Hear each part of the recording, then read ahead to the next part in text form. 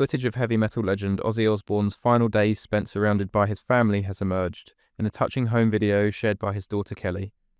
Ozzy Osbourne, the Black Sabbath frontman whose wild stage antics made him a rock icon, died on Tuesday the 22nd of July at the age of 76.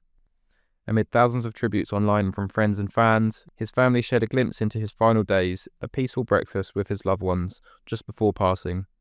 The video, shared on Instagram by Ozzy's daughter Kelly, shows Ozzy in his final days before his death, enjoying a quiet meal with his wife Sharon and their children.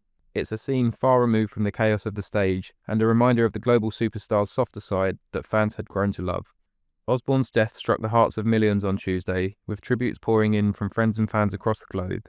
Jim Simpson, Ozzy's first ever manager, spoke to GB News about his early years working with the heavy metal legend and the memories they shared.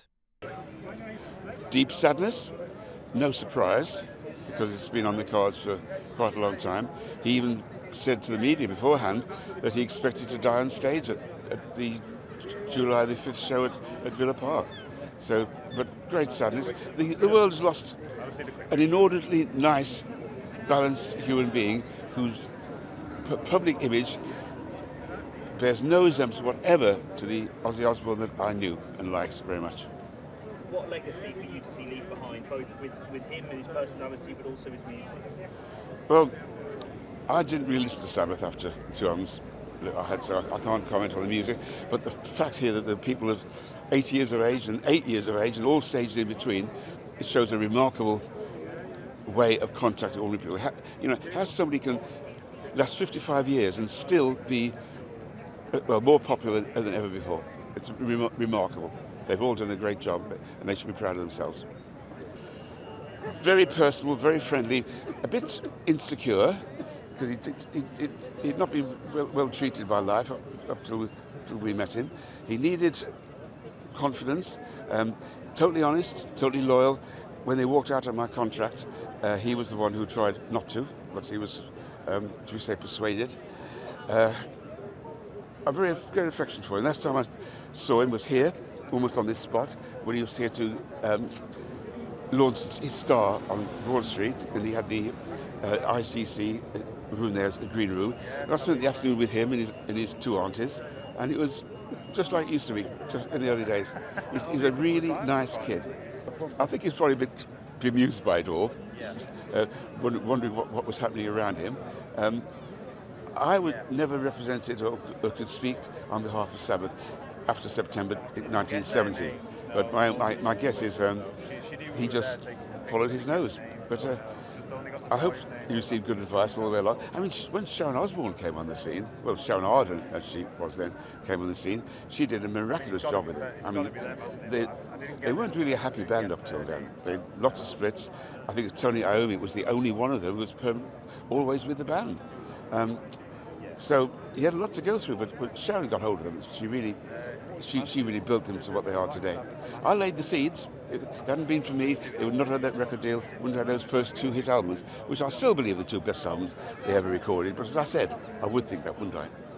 Hello, I'm Bev Turner. Now, it can feel like the money in our bank accounts at the moment does not keep up with the cost of living, and maybe there's a solution. I'm here today with the CEO of TallyMoney, Cameron Parry. Cameron, what is TallyMoney? Well, Bev, with TallyMoney, you get a current account and a debit card, but instead of pounds, you use milligrams of gold as your everyday money. So why gold? Gold traditionally is a great store of value. It has, on average, gone up at over 11% per annum for the last 25 years against the pound. It's tripled in value in the last decade. And in the last 2 years alone, it's increased by 50% against the pound. Banks' savings products just can't compete with that level of growth. But this isn't just about gold. This is about a currency that you guys have created at TallyMoney. Explain it to me as though I'm an idiot. So, look, people need to be able to hold their earnings and build their savings in a money that retains its value and remains in their legal control and remains theirs to access, away from government control. Great. You had me at not exposed to government control. You should feel safe and happy with your money. You should have peace of mind the more money you see in your bank balance, and that's the type of thing we're trying to deliver and give people choice in the type of money they get to use every day. Brilliant. Thank you so much, Cameron. Thank you.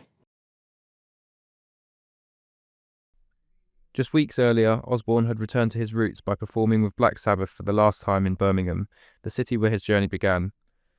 Fans packed out Villa Park for what was billed as the band's final show, raising millions for charity in the process. It was just shock, really. We were at the Back to Beginning event a couple of weeks ago and we just couldn't believe that Ozzy's gone. It was just shock, wasn't it? He seemed really full of life when we saw him a couple of weeks ago, all things considering. So, yeah, really shocked and saddened.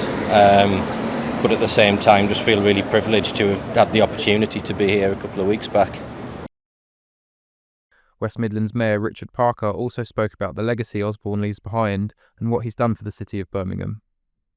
So look, it's a very sad day today, but he's left us with some fantastic memories. He was a man that formed a fantastic band that was shaped by the city, and the place he lived, by the furnaces, the factories, the lathes, and he used his creative genius to put this city on the world map, and he's left a fantastic legacy. I was very fortunate enough to attend both the Freedom of the City event in the council house and also the last concert they played, and I was just struck by the sense of goodwill and a sense of pride that he gave us all, but also I was just struck by how humble he was and members of the band were, and I just remember the day when they got the Freedom of the City awarded, just how much it meant to them. And in retrospect, I think we're just very, very thankful that those two events happened when they did. But the fact that he came down here and wanted to play their final gig here meant a lot. And there was hardly a conversation he had that didn't mention where he came from, the importance of this city to him.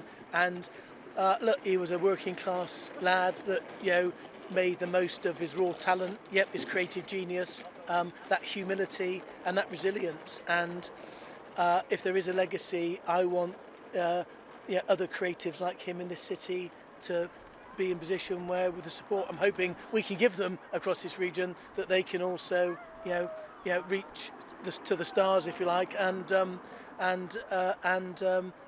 build profiles that will help this city be put on the world and the global map. After Osbourne's death, his family issued a reassuring statement for fans that the singer was surrounded by love right until the end. From his rise as the Prince of Darkness in the 1970s to the reality TV show fame in the 2000s and a long battle with Parkinson's disease in his later years, Osbourne's life was marked by reinvention and resilience. He'll be remembered as a legend who lived loudly, but whose final days were defined by peace, gratitude, and the quiet strength of family.